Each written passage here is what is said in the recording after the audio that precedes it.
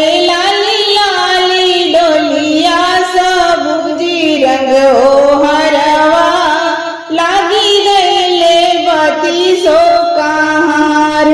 आरे लाली लाली डोलिया सबुजी रंग ओ हरवा लागी गईले बतीसो कहार। आरे रोका डोलिया कहाँ राया राजा मोरी सुना गौरा के छूटल बा सामान। आरे रोका डोलिया कहाँ राया राजा मोरी सुना गौरा के छूटल बा सामान।